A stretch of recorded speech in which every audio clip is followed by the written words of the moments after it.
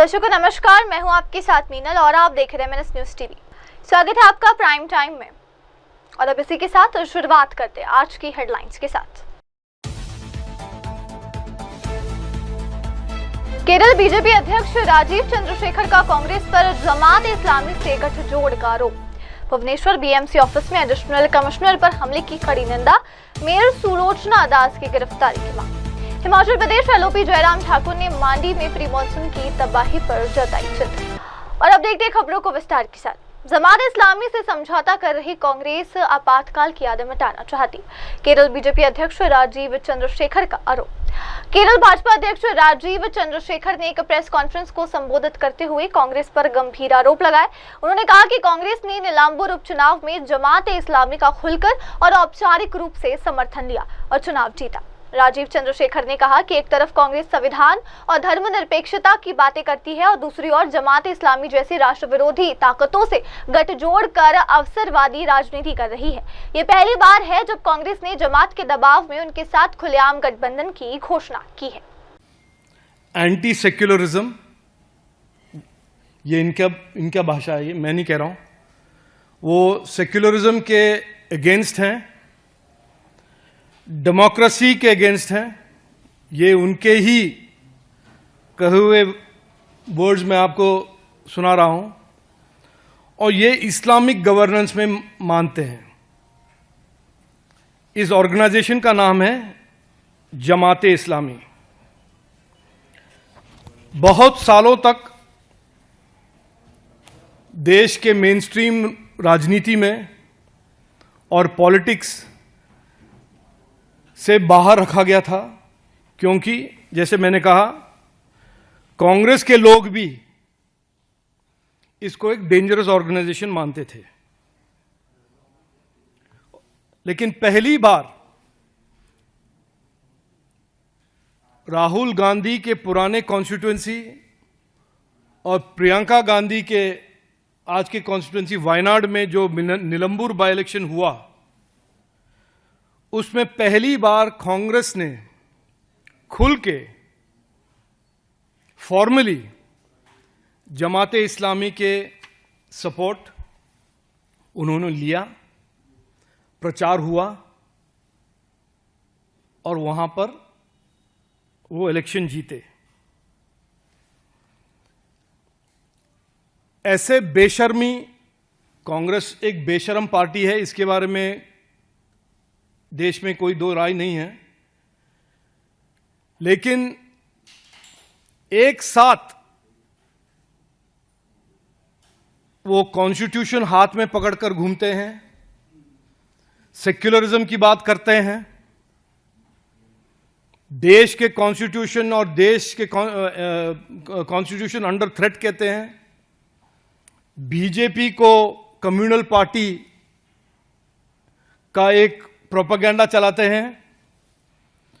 लेकिन सच यह है कि जो प्रोस्क्राइब्ड एंटी नेशनल पार्टीज हैं, proscribed anti democracy, anti constitution parties हैं, उनके साथ ये जो अपॉर्चुनिस्टिक पॉलिटिक्स इस देश में कांग्रेस पार्टी और इंडी अलायंस ही करते हैं।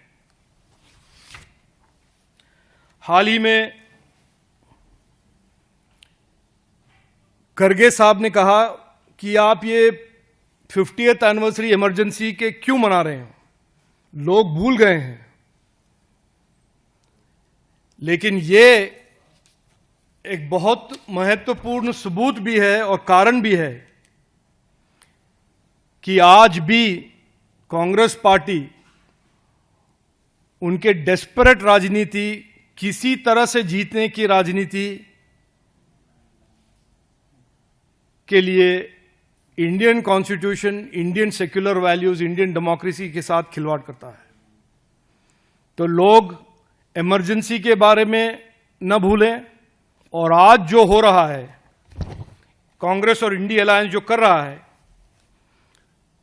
उसको याद दिलाने के लिए ही भाजपा इमरजेंसी के बारे में और ऐसे जो एंटी नेशनल एलिमेंट्स के साथ राजनीति कर रहे हैं और जमाते इस्लामी जैसे जो संगठन को मेनस्ट्रीम पॉलिटिक्स में लाने की कोशिश कांग्रेस कर रहा है, इसका खुलासा हम कर रहे हैं।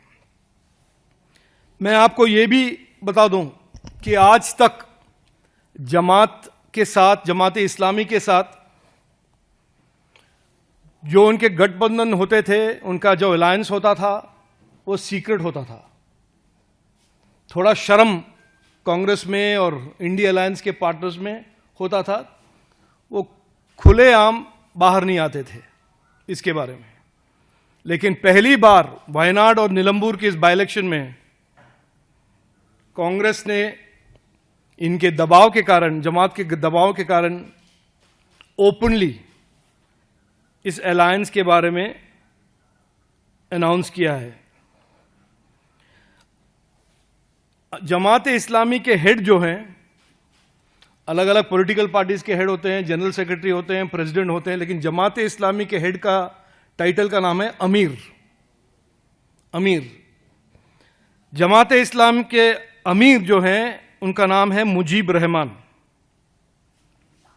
और उन्होंने एक स्टेटमेंट हाल ही में डाला है कि देश में कोई भी ऐसा पार्टी नहीं है जिन्होंने जमात का मदद नहीं लिया हो, और केवल एक ही पार्टी है जो जमात के साथ या जमात का उन्होंने मदद नहीं लिया है, वो है भाजपा, भारतीय जनता पार्टी। इन्होंने कहा ये, यानी कि लेफ्ट हो या आरजेडी हो या जो भी ये नमाजवादी पार्टीज हों, सभी ने जमात और इसी तरह के ऑर्गेनाइजेशन का सहारा लेकर वो अपना राजनीति करते हैं। कांग्रेस पार्टी, मैं क्लियरली कहना चाहता हूं, इतने साल लोगों को भड़काकर, लोगों को बेवकूफ बनाकर उनकी राजनीति उन्होंने चलाया है। आज बाकी सब लोग, बाकी सब कम्युनिटीज जाग चुके हैं और उनका एकमात्र स्ट्रैटेजी है कि मुस्लिम कम्युनिटी के साथ तुष्टीकरण की राजनीति करें, उनको बेवकूफ बनाएं, उनको डराएं। और आप बिहार में देखिए या उत्तर प्रदेश में देखिए, बिहार में इमारत शरिया के साथ, केरल, कर्नाटक, तमिलनाडु, तेलंगाना, आंध्र प्रदेश में जमात इस्लामी के साथ, कर्नाटक में जमात ही नहीं, जमात के साथ एसडीपीआई, पीएफआई के साथ उनका राजनीति चल रहा है। और पहले भी इस तुष्टीकरण की राजनीति के सबूत हम देख चुके हैं। 26/11 में जो टेररिस्ट अटैक हुआ था, उन्होंने कहा नहीं, ये पाकिस्तानी टेररिस्ट नहीं है, ये आरएसएस है। बाटला हाउस में जब टेररिस्ट अटैक हुआ, सोनिया गांधी एक खटाखट से डिफेंड करने के लिए और जस्टिफाई करने के लिए निकली। पुलवामा में जो टेररिस्ट अटैक हुआ, उन्हें कहा नहीं, बीजेपी ने करवाया है। पहलगाम में जब टेररिस्ट अटैक हुआ, रॉबर्ट वाड्रा ने कहा कि ये इसका जस्टिफिकेशन 370 का रिपील। तो हर बार कांग्रेस की भाषा जो है, मैं आपको एक और उदाहरण देता हूं। जब और अब बढ़ते अगली खबर की ओर। भुवनेश्वर बीएमसी ऑफिस में एडिशनल कमिश्नर पर हमले पर मेयर सुलोचना दास की प्रतिक्रिया, मुख्य साजिशकर्ता की भी हो रही गिरफ्तारी। भुवनेश्वर नगर निगम कार्यालय में एडिशनल कमिश्नर रत्नाकर साहू पर हुए हमले को लेकर मेयर सुलोचना दास ने सख्त प्रतिक्रिया दी है। उन्होंने कहा कि इस घटना में शामिल सभी आरोपियों की गिरफ्तारी होनी चाहिए और जिसने इसकी साजिश रची उसे भी कानून के दायरे में लाया जाना चाहिए। मेयर सुलोचना दास ने कहा, अब तक 5 लोगों को गिरफ्तार किया गया है। पुलिस ने बताया कि बाकी आरोपियों को भी जल्द गिरफ्तार किया जाएगा। अब ये सुनिश्चित करेगी कि दोषियों को सख्त सजा मिले और ऐसी घटनाएं दोबारा ना हो। में इन्वॉल्व है सबको अरेस्ट करना चाहिए और जो मास्टरमाइंड है इस घटने में, तो उनको भी अरेस्ट करना चाहिए। तो अभी तक तो 5 लोग को अरेस्ट किए हुए हैं और पुलिस कह रहे हैं कि बाकी लोगों को भी करेंगे। तो अभी जो भी उनका एसोसिएशन कहेगा उसी हिसाब से काम होगा। बाकी हम जो पब्लिक इंटरेस्ट के लिए जो सफाई वगैरह बंद किए थे वो सारे रिज्यूम कर दिए, क्योंकि लोग परेशान हो रहे हैं, तो ये बिल्कुल हमारा बर्दाश्त नहीं हो रहा है। तो हम लोग ने लोगों के लिए इतना काम तो करेंगे, लेकिन मेरा कहने का मतलब ये है कि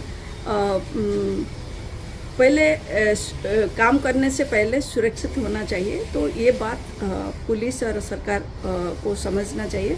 तो हम लोग को सुरक्षा मिलना चाहिए, क्योंकि हम लोग ने पब्लिक सर्विस कर रहे हैं, सुबह से शाम तक लोगों के लिए काम कर रहे हैं, तो सारे सुरक्षित मतलब होना चाहिए सबका लाइफ, तो तब जाके वो लोग काम ठीक से कर पाएंगे। देखिए, मीटिंग आज जो मीटिंग हमने बुलाए हैं वो मीटिंग स्पेशली सिक्योरिटी के लिए बुलाए हैं। जो हमारा सिक्योरिटी बिल्डिंग में कैसा है, क्यों उस दिन सुरक्षाकर्मी प्रेजेंट थे वहाँ, लेकिन कोई इस इंसिडेंट को मतलब बंद नहीं कर पाए। क्या प्रॉब्लम हुआ वो देखते रहे और ये हमारा ऑफिसर के ऊपर पिटाई हुआ। ये बात बिल्कुल बर्दाश्त नहीं हो रहा है। तो हम लोगों ने जो एजेंसी हमारा सिक्योरिटी दायित्व में है, तो हमने उनको बुलाए हैं, तो उनके साथ बातचीत करेंगे। ऐसे हमारा सुरक्षाकर्मी नहीं चाहिए, हमको गवर्नमेंट चाहिए, तो इसी हिसाब से हम बात करेंगे। और दूसरी बात ये है, भुवनेश्वर महानगर निगम का जो स्मार्ट सिटी है, तो वो स्मार्ट सिटी पूरा सिटी को कंट्रोल कर रहा है। सारे सिटी का जो ट्रैफिक है उसमें सीसीटीवी लगाए हैं, कहीं पे भी कुछ होता है तो वहाँ पता चल जाता है। लेकिन हमारा ऑफिस में जो ग्राउंड फ्लोर है, ग्राउंड फ्लोर के रिसेप्शन के पास जो सीसीटीवी है वो ख़राब है। क्यों ख़राब हुआ, कि कब ख़राब हुआ था, तो ख़राब हुआ था तो क्यों बताया नहीं, उसे ठीक क्यों नहीं किए, तो इसके बारे में भी स्मार्ट सिटी का जो अधिकारी है उनको भी बुलाए हैं, बातचीत करेंगे। जैसे ये सारे ठीक हो जाएगा और जो ऑफिस जैसे चलना चाहिए उसे चलना चाहिए। आइए बढ़ते अगली खबर की ओर।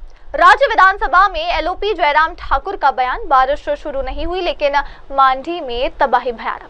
जयराम ठाकुर ने कहा कि मानसून अभी पूरी तरह शुरू भी नहीं हुआ है और ये प्री मानसून का दौर है, फिर भी हमने जो विनाश देखा है वो चिंताजनक है। पिछले 2 दिनों में मांडी जिले के खासकर सिराज नचन और काटोच विधानसभा क्षेत्रों में भारी नुकसान हुआ है। मेरे अपने क्षेत्र में लगभग 30 लोग लापता है, अब तक 8 शव बरामद हो चुके हैं।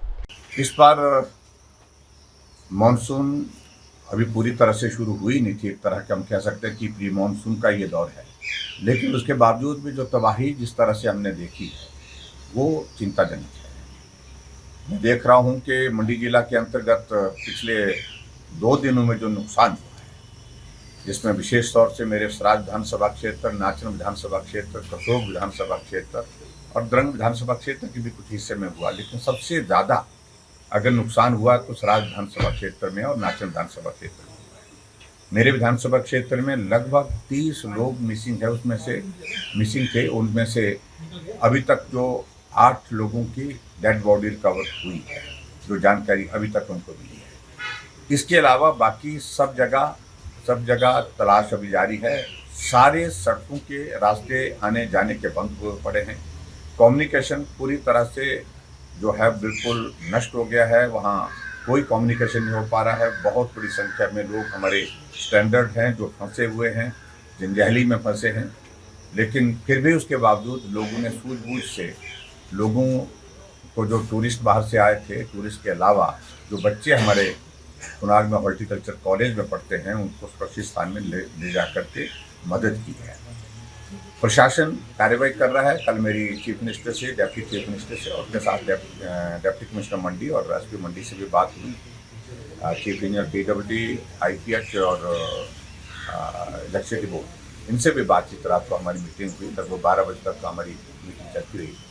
तो प्रयास किए जा रहे हैं सड़कें जल्दी से जल्दी खोली जाएँ, लेकिन जितने ज़्यादा काम करने की आवश्यकता वहाँ पर महसूस होती है, ज़्यादा रेस्टोरेशन ऑफ रोड्स और उसके साथ साथ रेस्क्यू ऑपरेशन को, उसके लिए काम करने की आवश्यकता है। मैंने आग्रह किया है कि एनडीआरएफ की टीम तुरंत भेजी जाए और जो स्टैंडर्ड लोग हैं उनके लिए मैंने मुख्यमंत्री से बात की है कि हेलीकॉप्टर के माध्यम से उनको रेस्क्यू करने के लिए प्रयत्न किया जाए। और अब अगली खबर।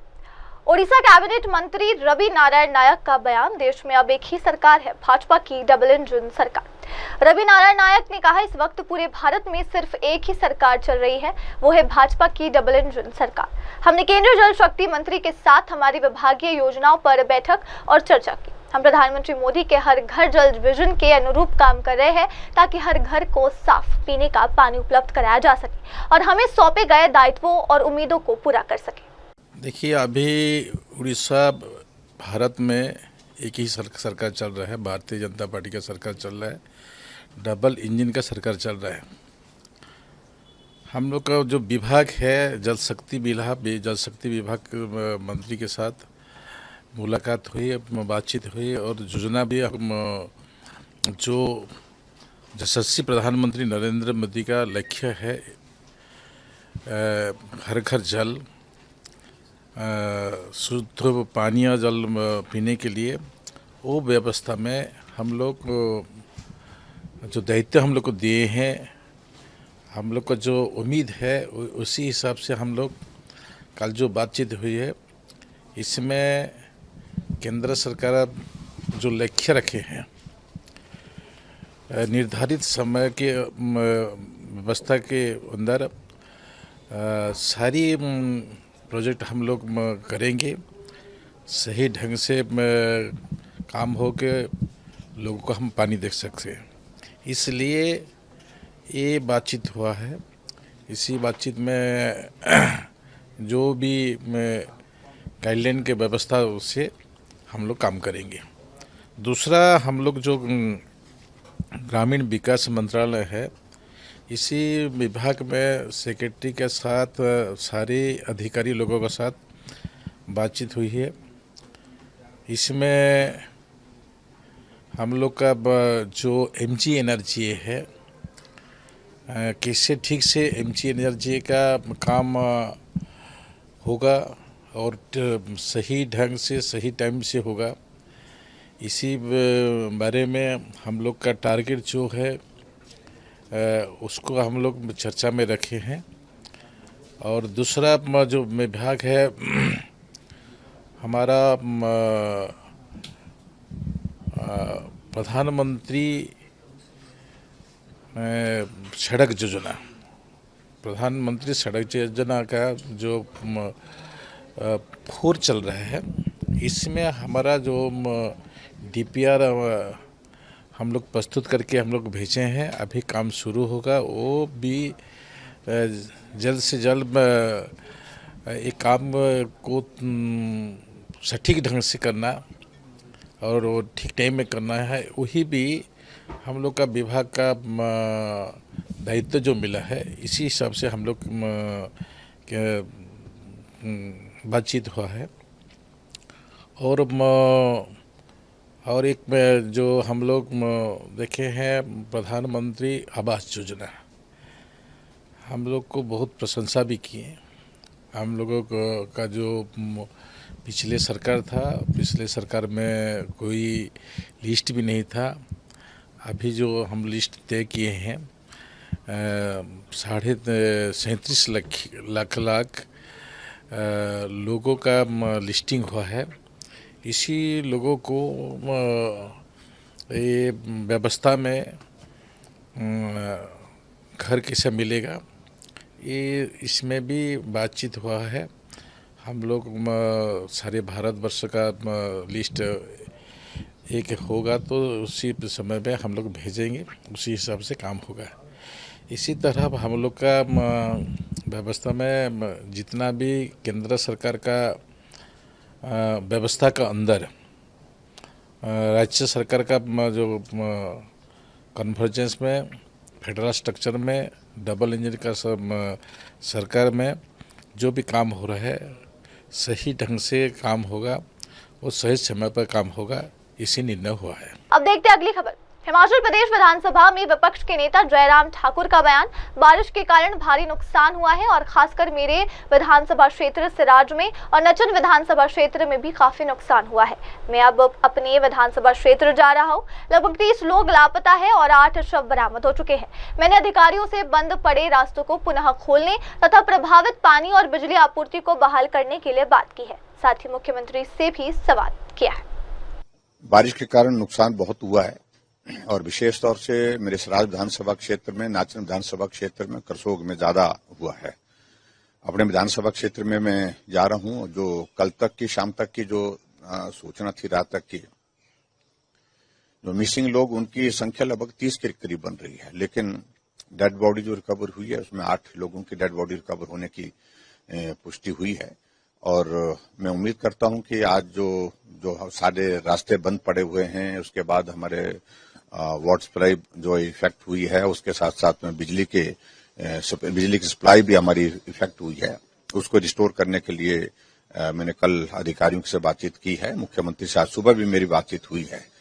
और खासतौर से जो कुछ एक इलाके में जहां नेटवर्क ना होने की वजह से कम्युनिकेशन नहीं हो पा रहा है, जिसके कारण जो है लोग वहां जो फंसे वो उसके बारे में चिंता परिवार के लोग भी कर रहे हैं, हम सब लोग चिंतित हैं। उसको जल्दी से जल्दी रिस्टोर करने के लिए आग्रह किया है। अभी मैं जाऊंगा यहां से पंडो, और पंडो के साथ में जो हमारा लोअर बेल्ट का इलाका है, बाखली का इलाका है, वहां भी डैमेजेस हुए हैं। उसके बाद कोशिश करेंगे फिर आगे बाड़ा परवाड़ा तक कहां तक सड़क जा सकती है और बक्सियार तक जाने की कोशिश करेंगे। देखो, जहां तक इस बार का ये देखने को मिला है कि प्री मानसून में ही बहुत बड़े डैमेजेस हमारे ध्यान में हो गए। ज्यादातर ये होता था कि मानसून का लास्ट फेज या मिड मानसून में नुकसान होते थे, लेकिन अब की बार नुकसान जो है शुरू के दौर में ही ज्यादा हो गया। प्रिपरेशन के लिए अभी तक जितना करने की आवश्यकता थी उतना आवश्यकता मतलब जो होना चाहिए था, लेकिन उसमें वो कमी लग रही है हमें। लेकिन मुझे लगता है कि अब कल बात हुई है, मेरी चीफ मिनिस्टर से भी बात हुई है, सुबह भी बात हुई है, अधिकारियों से साथ मेरी बात हुई है डिस्ट्रिक्ट के, कि गियरअप करें तुरंत, ऐसा ना इंतजार करें कि नुकसान होगा तब उसके बाद हम शुरू करेंगे। जो चीजें करने की हैं वो मुझे लगता है कि जो समय पर करनी चाहिए, ये मैंने आग्रह जरूर किया है। और अब बढ़ते अगली खबर की तरफ। हावड़ा नगर निगम क्षेत्र में एक पेड़ गिरने से 2 लोगों की मौत हो गई। हावड़ा नगर निगम के अध्यक्ष सुजॉय चक्रवर्ती ने कहा कि हमारे 3 कर्मचारी सड़क किनारे बैठकर अखबार पढ़ रहे थे, तभी एक पेड़ उन पर गिर गया। हमारे 2 कर्मचारी नूर और महादेव वही मौके पर ही मौत हो गई, जबकि तीसरा कर्मचारी घायल हो गया। ये एक दुखद घटना है। हम मृतकों के परिवारों के साथ है और उन्हें वित्तीय सहायता प्रदान करेंगे। वो एक्चुअली हम लोग का यहाँ पे एक पेड़ था, तो वो पेड़ अचानक से गिर गया ऑपोजिट साइड में। ये पेड़ रास्ता के एक साइड में था और ऑपोजिट साइड में हम लोग का 3 स्टाफ बैठे हुए थे, वो अखबार पढ़ रहे थे। तो अनफॉर्चुनेटली ये पेड़ इतना जल्दी गिरा उन पे कि वो लोग वहाँ पे हटने का टाइम नहीं मिला। तो 2 स्टाफ हम लोग का नूर और महातो को वो अनफॉर्चुनेटली देहांत हो गया, स्पॉट डेड हो गया। 3rd और जो हम लोग का स्टाफ था वो उसका थोड़ा फर्स्ट एड इंजरी करके हम लोग मतलब उसका ड्रेसिंग करके छोड़ दिया है हमने। बट ये अनफॉर्चुनेट इंसिडेंट है, अचानक हुआ है और हम लोग ये 2 परिवार के साथ है। जो फाइनेंशियल जो कॉम्पेंसेशन, आर्थिक सुविधा जो गवर्नमेंट की तरफ से दिया जाता है, हम लोग आज ही उनका परिवार के लोग जब आएंगे तो हम ऑफर करेंगे, क्योंकि एक झारखंड का रहने वाले हैं उसका परिवार और दूसरा का परिवार दत्तोपुकुर यहाँ पे है। तो उसका परिवार के लोग जब आएंगे तो हम लोग उनसे बात करके उनको जो सहायता चाहिए हम लोग एजेंसी की तरफ से पूरा सहायता करेंगे। क्या कंपनसेशन में क्या रहेगा या कुछ सहायता? नहीं, एक तो आर्थिक सहायता हम लोग करेंगे उनको, फिर उनसे बात करेंगे हम लोग, उनको परिवार के लोग आने का साथ बात करके हम लोग तय करेंगे कि क्या क्या हम लोग कर सकते हैं। लेकिन इतना मैं आपको बता सकता हूँ कि हावड़ा पौर निगम उन दोनों परिवार के साथ एकदम उसके पास ही रहेगा। तो विपक्ष का कहना है कि कॉर्पोरेशन की लापरवाही के कारण ये घटना हुई, क्योंकि देख रेख सही तरीके से नहीं हो रहा। ये तो उसका बनाया हुआ कहानी उनका चलता रहता है, तो उसके ऊपर मैं क्या कहूँ। 2 आदमी का देहांत हो गया, उसके लिए भी वो पॉलिटिक्स कर रहा है।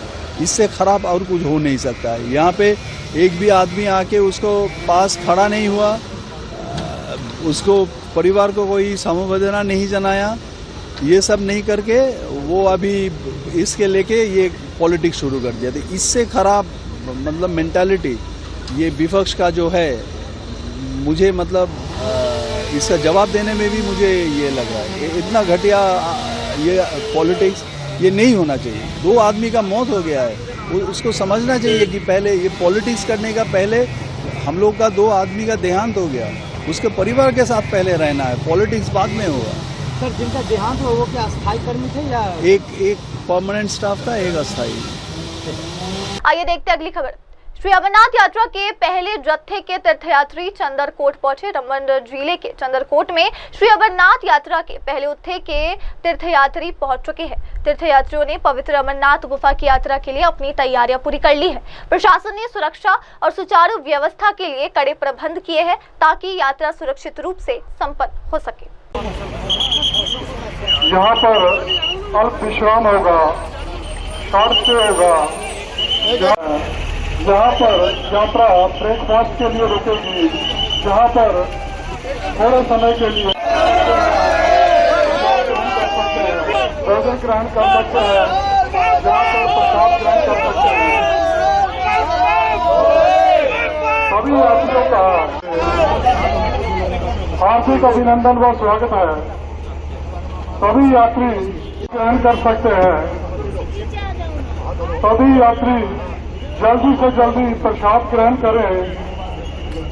सभी यात्री यहाँ पर जल्दी से जल्दी प्रसाद ग्रहण कर लें, जहाँ पर अल्प विश्राम होगा।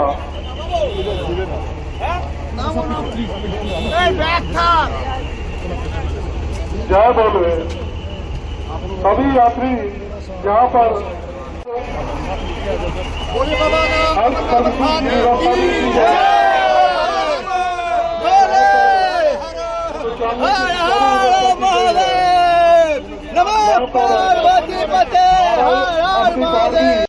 यहाँ पर टॉयलेट की फैसिलिटी भी प्रोवाइड की जा रही है, यहाँ पे उपलब्ध है, आप उसका भी लाभ ले सकते हैं। सभी यात्री कृपया ध्यान दें, यहाँ पर यात्रा कुछ समय के लिए रुकेगी, थोड़े समय के लिए रुकेगी, जहाँ पर आप भोजन ग्रहण कर सकते हैं।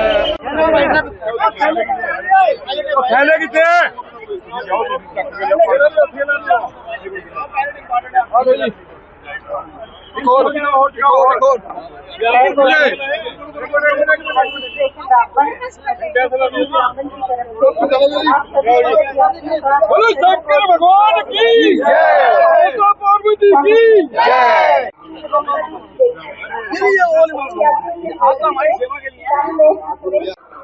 सभी यात्री कृपया ध्यान दें, यात्रा यहाँ पर थोड़े ही समय के लिए रुकेगी।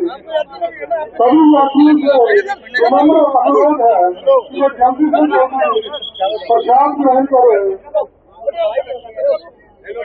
सभी यात्रा जल्दी ही यहाँ पर अल्प विश्राम होगा, शॉर्ट स्टे होगा। जहाँ पर यात्रा ब्रेकफास्ट के लिए रुकेगी, जहाँ पर थोड़े समय के लिए भोजन ग्रहण कर सकते हैं, जहाँ पर प्रसाद ग्रहण कर सकते हैं। सभी यात्रियों का हार्दिक अभिनंदन व स्वागत है। सभी यात्री ग्रहण कर सकते हैं। सभी यात्री जल्दी से जल्दी प्रसाद ग्रहण करें। सभी यात्री यहाँ पर जल्दी से जल्दी प्रसाद ग्रहण कर लें, जहाँ पर अल्प विश्राम होगा।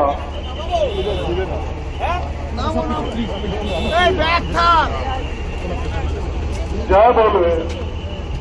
सभी यात्री यहाँ पर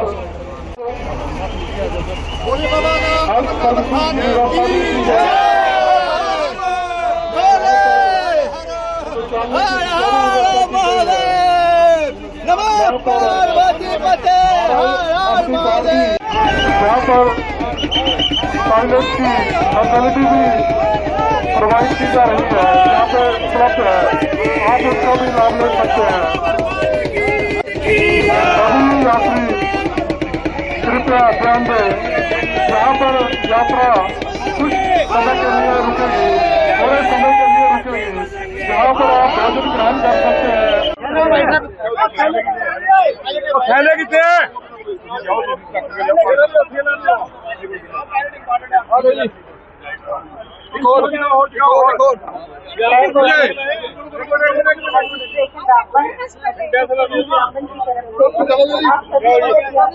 बोलो शंकर भगवान की जय, पार्वती की जय।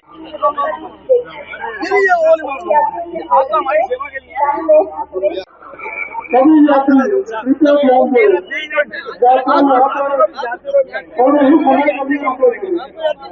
सभी यात्रियों से विनम्र अनुरोध है कि वे जल्दी से जल्दी प्रसाद ग्रहण करें। सभी यात्रा जल्दी ही आगे बढ़ेगी। यहाँ पर अल्प विश्राम होगा, शॉर्ट स्टे होगा। जहाँ पर यात्रा ब्रेकफास्ट के लिए रुकेगी, जहाँ पर थोड़े समय के लिए भोजन ग्रहण कर सकते हैं, जहाँ पर प्रसाद ग्रहण कर सकते हैं। सभी यात्रियों का हार्दिक अभिनंदन व स्वागत है। सभी यात्री ग्रहण कर सकते हैं। सभी यात्री जल्दी से जल्दी प्रसाद ग्रहण करें। सभी यात्री यहाँ पर जल्दी से जल्दी प्रसाद ग्रहण कर लें, जहाँ पर अल्प विश्राम होगा।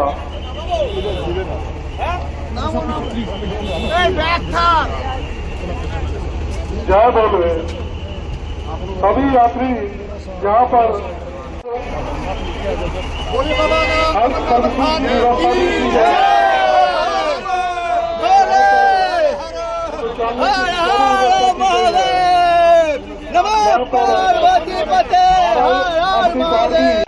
यहाँ पर टॉयलेट की फैसिलिटी भी प्रोवाइड की जा रही है, यहाँ पे उपलब्ध है, आप उसका भी लाभ ले सकते हैं। सभी यात्री कृपया ध्यान दें, यहाँ पर यात्रा कुछ समय के लिए रुकेगी, थोड़े समय के लिए रुकेगी, जहाँ पर आप भोजन ग्रहण कर सकते हैं। थैले कितने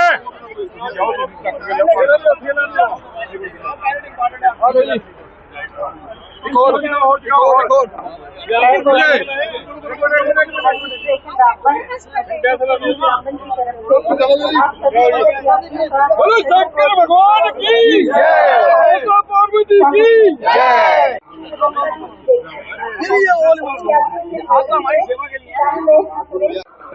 सभी यात्री कृपया ध्यान दें, यात्रा यहाँ पर थोड़े ही समय के लिए रुकेगी। सभी यात्रियों से विनम्र अनुरोध है कि वे जल्दी से जल्दी प्रसाद ग्रहण करें। यहाँ पर अल्प विश्राम होगा, शॉर्ट स्टे होगा। जहाँ पर यात्रा ब्रेकफास्ट के लिए रुकेगी, जहाँ पर थोड़े समय के लिए भोजन ग्रहण कर सकते हैं, जहाँ पर प्रसाद ग्रहण कर सकते हैं। सभी यात्रियों का हार्दिक अभिनंदन व स्वागत है। सभी यात्री ग्रहण कर सकते हैं। सभी यात्री जल्दी से जल्दी प्रसाद ग्रहण करें। सभी यात्री यहाँ पर जल्दी से जल्दी प्रसाद ग्रहण कर लें, जहाँ पर अल्प विश्राम होगा।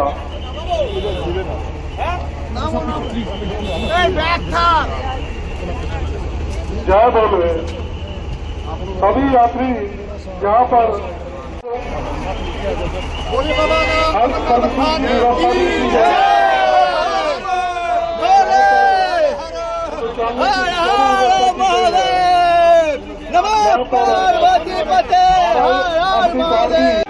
यहाँ पर टॉयलेट की फैसिलिटी भी प्रोवाइड की जा रही है, यहाँ पे उपलब्ध है, आप उसका भी लाभ ले सकते हैं। सभी यात्री कृपया कृपया ध्यान दें, यहाँ पर यात्रा कुछ समय के लिए रुकेगी, थोड़े समय के लिए रुकेगी, यहाँ पर आप भोजन ग्रहण कर सकते हैं।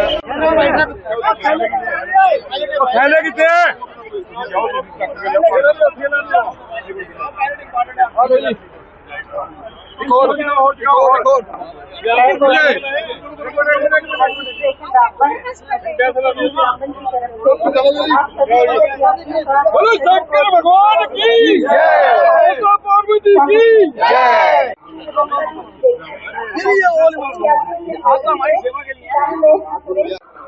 सभी यात्री कृपया ध्यान दें, यात्रा यहाँ पर थोड़े ही समय के लिए रुकेगी। सभी यात्रियों से विनम्र अनुरोध है कि वो जल्दी से जल्दी प्रसाद ग्रहण करें। सभी यात्रा जल्दी ही आगे बढ़ेगी। यहाँ पर अल्प विश्राम होगा, शॉर्ट स्टे होगा। यहाँ पर यात्रा ब्रेकफास्ट के लिए रुकेगी, जहाँ पर थोड़े समय के लिए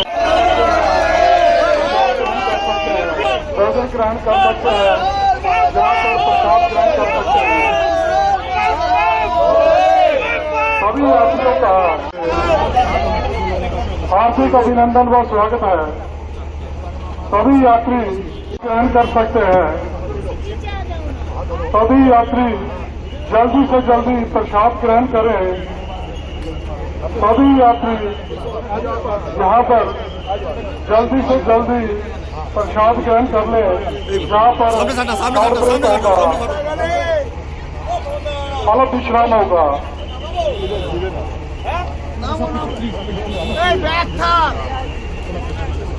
जय बोले। सभी यात्री यहाँ पर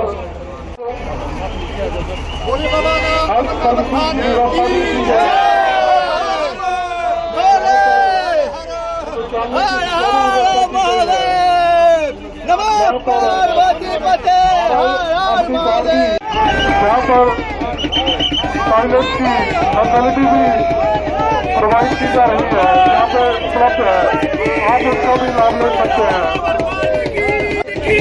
सभी यात्री कृपया ध्यान दें, यहाँ पर यात्रा कुछ समय के लिए रुकेगी, थोड़े समय के लिए रुकेगी, यहाँ पर आप भोजन ग्रहण कर सकते हैं।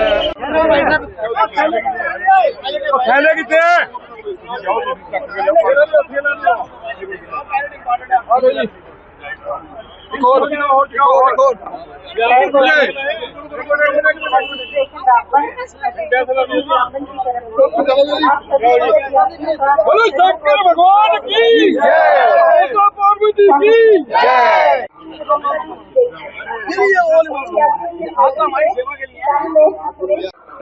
सभी यात्री कृपया ध्यान दें, यात्रा यहाँ पर थोड़े ही समय के लिए रुकेगी। सभी यात्रियों से विनम्र अनुरोध है कि वो जल्दी से जल्दी प्रसाद ग्रहण करें। यात्रा जल्दी ही आगे बढ़ेगी। और अब देखते हैं अगली खबर। कोलकाता सामूहिक दुष्कर्म मामले पर बीजेपी नेता दिलीप घोष का बयान। कोलकाता में हुए कथित सामूहिक दुष्कर्म मामले को लेकर बीजेपी नेता दिलीप घोष ने कहा, अभी तक मामले के तथ्य पूरी तरह सामने नहीं आए हैं और टीएमसी उन्हें दबाने की कोशिश कर रही है। टीएमसी के छात्र नेता ही दोषी है। वे 10-11 साल से लॉ कॉलेज में है और पास होने के बाद भी वही नेता बने हुए हैं। उन्होंने कहा कि फैक्ट फाइंडिंग कमेटी की जिम्मेदारी है कि इस घटना को उजागर करे। देश जानना चाहता है कि ऐसी घटना कैसे हुई। दोषी को कड़ी सजा मिलनी चाहिए। दिलीप घोष ने आरोप लगाया कि मुख्यमंत्री ममता बनर्जी और उनकी पार्टी आरोपी की रक्षा कर रहे हैं। लोगों को डर है कि सरकार मुख्य दोषी को बचाने की कोशिश कर रहे हैं। हो सकता है कि उसे बचा लिया जाए और किसी और को सजा दी जाए। भाजपा के फैक्ट फाइंडिंग टीम ने कस्बा मामला के पीछे सरकारी समर्थन के आरोप लगाया, जो मैं देखूंगा, उसकी रिपोर्ट करूंगा नड्डा जी के। ये फैक्ट फाइंडिंग टीम का मेंबर बोल रहा है। बिल्कुल सही है। जो फैक्ट है वो अभी भी सामने नहीं आ रहा है, उसको दबाने का प्रयास टीएमसी कर रही है। क्यों? टीएमसी का स्टूडेंट लीडर वो है। जो लोग दोषी हैं 10-10, 11-11 साल से वो लॉ कॉलेज में हैं, पास आउट होने का बाद भी वहाँ का लीडर है वो, फिर वहाँ का कर्मचारी बन जाते हैं। एक लॉयर कैसे 4th क्लास स्टाफ होकर के यहाँ कॉन्ट्रेक्चुअल के कर्मचारी बन सकता है? जहाँ कोई बंगाल में ट्रेड यूनियन स्टूडेंट यूनियन नहीं है, स्टूडेंट यूनियन का कॉलेज यूनिवर्सिटी में चुनाव नहीं होता है, लेकिन फिर भी हर कॉलेज में यूनिवर्सिटी में कोई ना कोई स्टूडेंट रूम है, यूनियन रूम है, वहाँ टीएमसी के लीडर्स का नाम फोटो लगा हुआ है। इसलिए कि इस प्रकार घटना इसलिए हो रहा है, इसलिए उसको पूरा बंद करना चाहिए। और वो पार्टी ऑफिस बनी हुई है और जितना इस प्रकार जो काज वहाँ होता है कुकाज, इसलिए उसको बंद करना चाहिए। और इसलिए फैक्ट फाइंडिंग कमेटी की ये जिम्मेदारी होती है कि सीधा सीधा जो घटना है वो सामने लाएं। देश जानना चाहता है इस प्रकार और घटना कैसे हो गया दुष्कर्म, बड़ी चिंताजनक है। बंगाल के लोग भी, देश के लोग भी चिंतित है और जल्दी इसका सामने आना चाहिए और दोषी को सजा भी मिलनी चाहिए। तो पहले से प्लान करके ही गैंगरेप विक्टिम के बयान के साथ सारी प्रमाण मिल रहा है, ये कलकत्ता पुलिस बोल रहा है। नहीं, बिल्कुल ये तो प्लान्ड है। छुट्टी के दिन किसी लड़की को बुलाना, वो भी यूनियन के ही उनके ही है, नेत्री है, और 6-8 घंटा उसको कॉलेज में बंद करके रखना, उसका जबरदस्ती उसके ऊपर करना, उसका जब सांस बंद हो रहा था उसको इनहेलर देना, बारी बारी में उसके ऊपर टॉर्चर करना, कितना अमानविक है। फिर भी ममता बनर्जी उनके पार्टी उसको बचाने का प्रयास कर रहे हैं। गैंगरेप में एक्यूज को पुलिस हेफाजत 8 तारीख तक।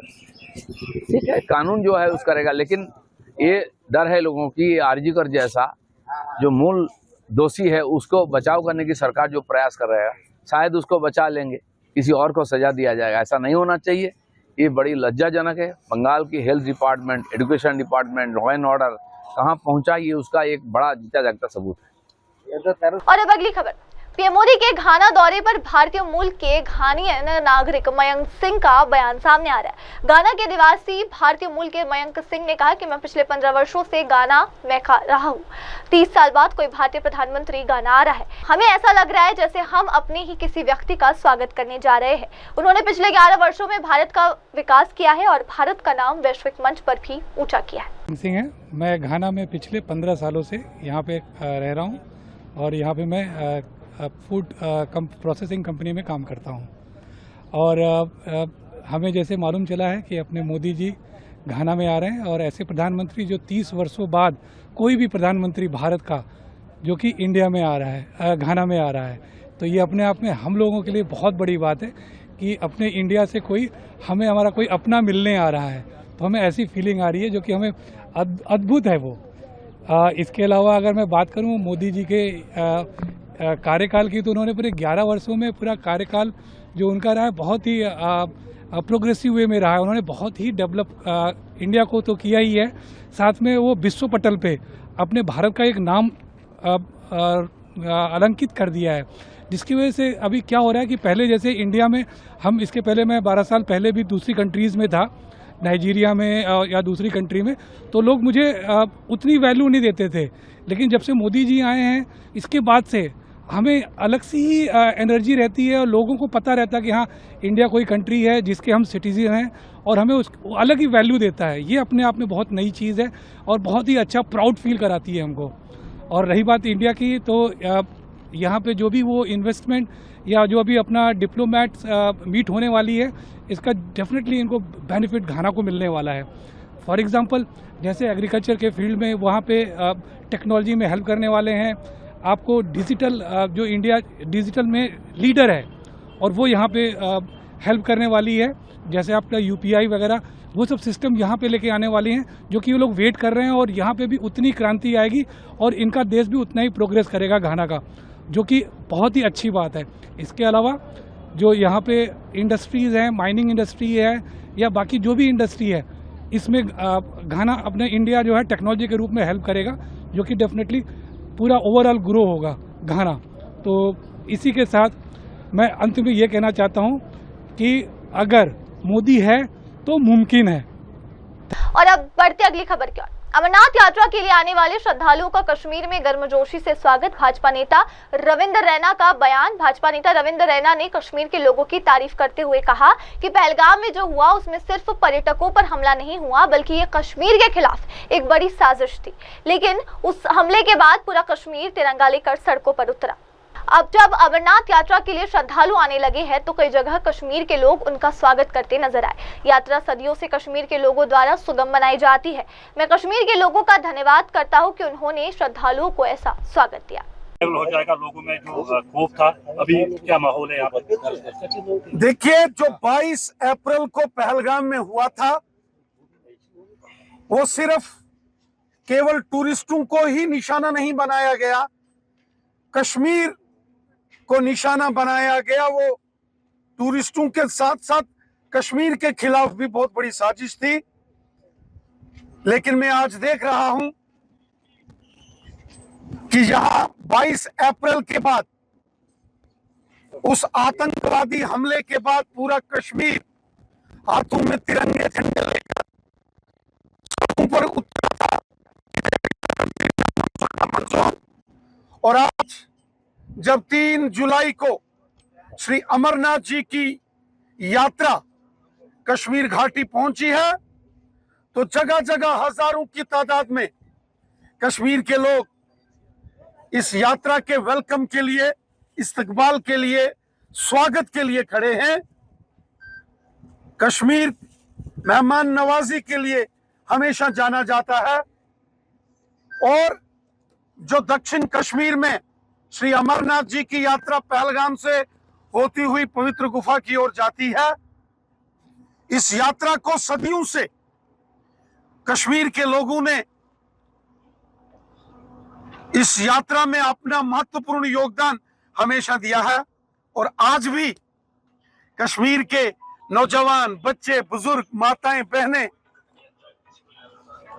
उन्होंने जबरदस्त इस्तकबाल यात्रा का किया है, जिसके लिए मैं कश्मीर के लोगों का शुक्रगुजार हूं। मैं पूरे हिंदुस्तान के लोगों से ये गुजारिश करता हूं, पूरी दुनिया के अंदर जो रहने वाले भगवान शिव भोलेनाथ, अमरनाथ, बर्फानी बाबा के जो भक्त हैं, मैं उनसे अपील करता हूं, उन्हें विश्वास दिलाता हूं, आप निश्चिंत होकर बिना किसी डर, बिना किसी फिक्र, बिना किसी खौफ के आप कश्मीर आइए, आप श्री अमरनाथ जी की यात्रा में आइए और भगवान भोलेनाथ बाबा अमरनाथ बर्फानी जी के दर्शन करिए। पूरा कश्मीर आपके स्वागत के लिए, आपके वेलकम के लिए खड़ा है। आइए देखते हैं अगली खबर। पहलगाम आतंकी हमले के बाद पाकिस्तान को यूएन सुरक्षा परिषद की अध्यक्षता मिलने पर कांग्रेस नेता रणदीप सुरजेवाला का मोदी सरकार और विदेश मंत्री एस जयशंकर पर हमला। कांग्रेस नेता रणदीप सुरजेवाला ने पाकिस्तान को 1 महीने के लिए यूएन सुरक्षा परिषद की अध्यक्षता मिलने की विदेश नीति की बड़ी विफलता करार देते हुए मोदी सरकार और विदेश मंत्री एस जयशंकर की कड़ी आलोचना की। उन्होंने कहा कि आतंकवाद का पर्याय पाकिस्तान अब वैश्विक सुरक्षा परिषद का अध्यक्ष बन गया है। शैतान अब यूएन सुरक्षा परिषद की कुर्सी पर है। ये मोदी सरकार की कूटनीति के लिए अपार हानि और राजनयिक आपदा है, जिसमें देश के हितों से समझौता किया गया है। दुनिया भर के फोटो ऑप्स और विश्व दौरे के बावजूद के केवल शर्मिंदगी लेकर आए हैं। Namaskara friends. I am here today on an extremely important and a serious issue. Terror state of Pakistan has been now made global security broker. Devil is now in the chair as Pakistan leads United Nations Security Council as on yesterday evening, that is 1st July 2025. It's a huge loss of credibility and a huge diplomatic disaster of Modi government by compromising our interests as a nation. The global photo ops, the world tours have only led to embarrassment. I want to point out a few important facets to you today. Number one, Pakistan, a terror state with a proven track record of harboring terrorists, propagating terror and exporting terrorism to India, has been elected as President of the United Nations Security Council as on yesterday, 1st July 2025. What has Modi government done? This occurred weeks after the Pahalgam terror attack, which was clearly Pak sponsored and Pak driven. This has happened despite false bravado on foreign policy by Modi government and its foreign minister, Mr. S. Jaishankar, who utterly failed to prevent this preventable disaster by advocating at the world stage with the Committee of Nations. और अब बढ़ते अगली खबर की ओर। अम्पेरे वेदांत गल झील के पास 300 साल पुराने श्री चिंगमाल स्वामी मंदिर का महाकुंभाभिषेक समारोह संपन्न। वेदांत गल झील के निकट स्थित 300 वर्ष पुराने श्री चिंगमाल स्वामी मंदिर में नवीनीकरण कार्य पूर्ण होने पर महाकुंभाभिषेक समारोह का आयोजन किया गया। इस भव्य अवसर पर कुल्ला कुरीची और आसपास के इलाकों से श्रद्धालुओं ने बड़ी संख्या में भाग लिया और देवता के दर्शन किए।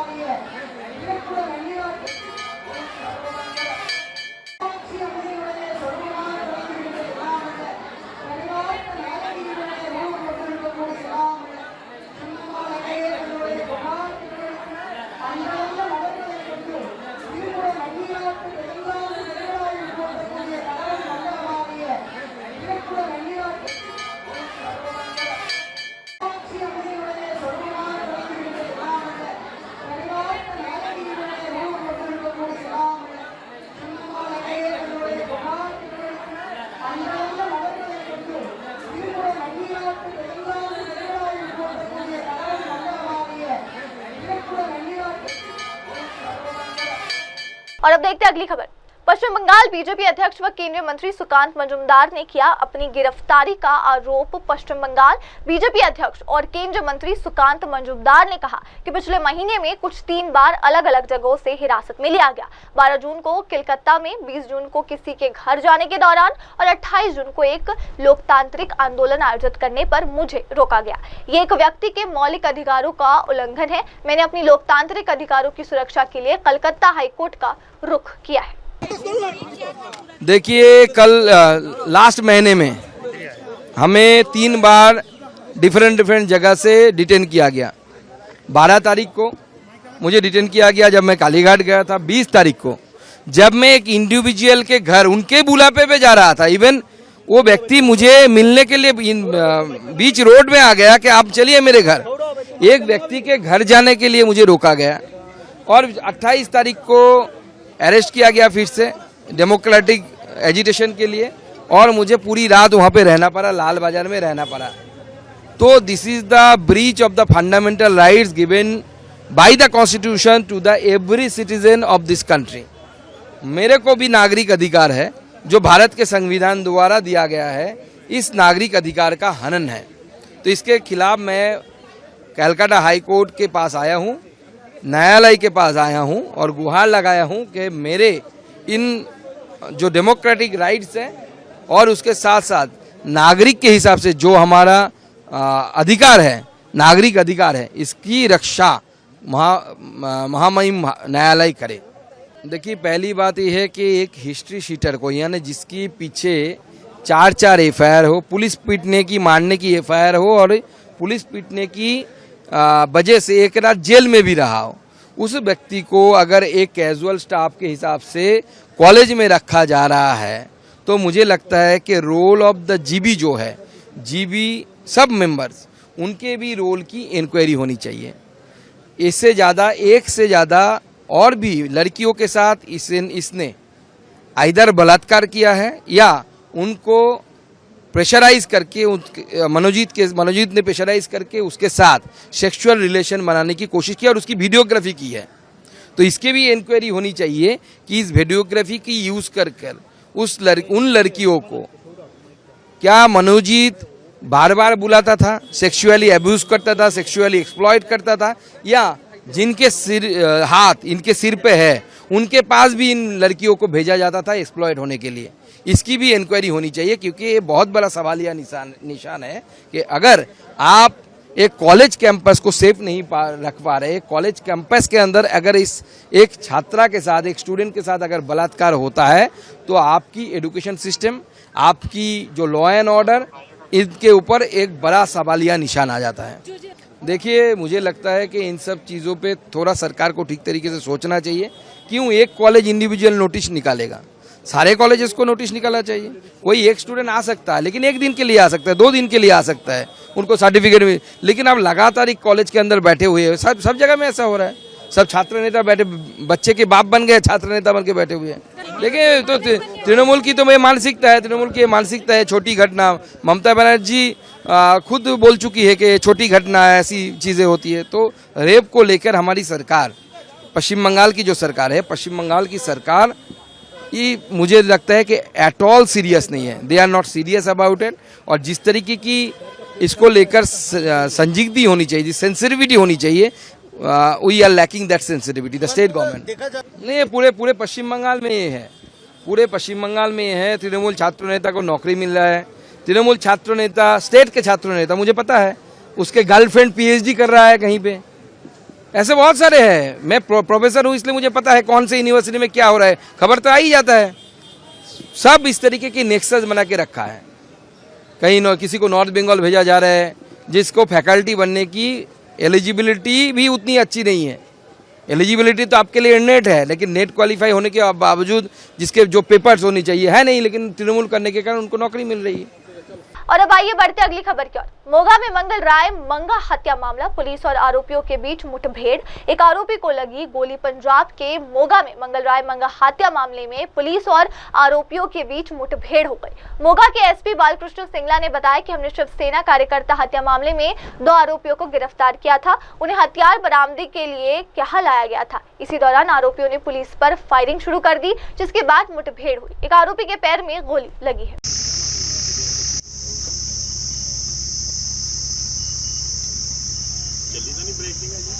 ਤੁਸੀਂ ਦੱਸਿਆ ਹੀ ਨਹੀਂ ਕੁਝ ਕੀ ਹੈਗਾ, ਸਾਨੂੰ ਤਾਂ ਪਤਾ ਹੀ ਨਹੀਂ।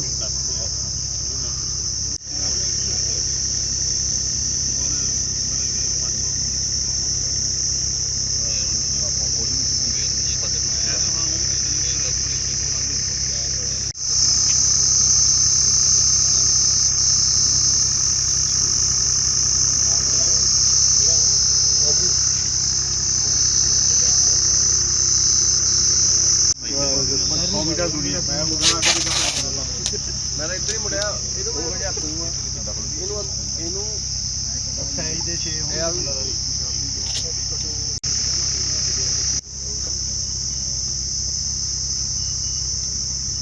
ਚੱਲੀ ਤਾਂ ਨਹੀਂ ਬ੍ਰੇਕਿੰਗ ਹੈ ਜੀ? ਤੁਸੀਂ ਦੱਸਿਆ ਹੀ ਨਹੀਂ ਕੁਝ ਕੀ ਹੈਗਾ, ਸਾਨੂੰ ਤਾਂ ਪਤਾ ਹੀ ਨਹੀਂ।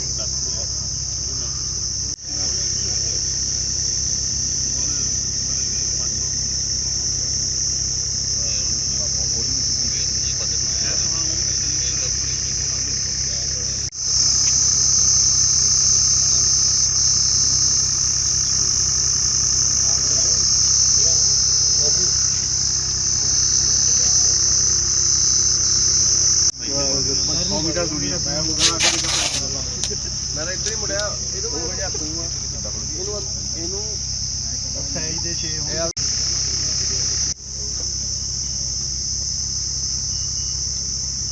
ਚੱਲੀ ਤਾਂ ਨਹੀਂ ਬ੍ਰੇਕਿੰਗ ਹੈ ਜੀ? ਤੁਸੀਂ ਦੱਸਿਆ ਹੀ ਨਹੀਂ ਕੁਝ ਕੀ ਹੈਗਾ, ਸਾਨੂੰ ਤਾਂ ਪਤਾ ਹੀ ਨਹੀਂ।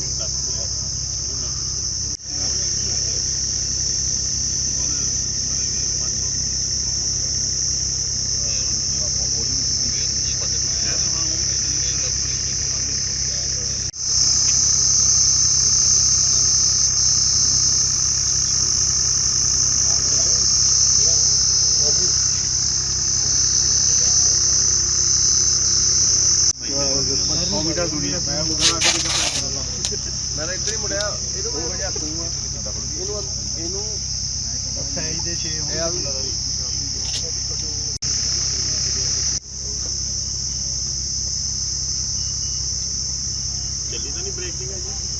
ਦੱਸਿਆ ਹੀ ਨਹੀਂ ਕੁਝ ਕੀ ਹੈਗਾ, ਸਾਨੂੰ ਤਾਂ ਪਤਾ ਹੀ ਨਹੀਂ।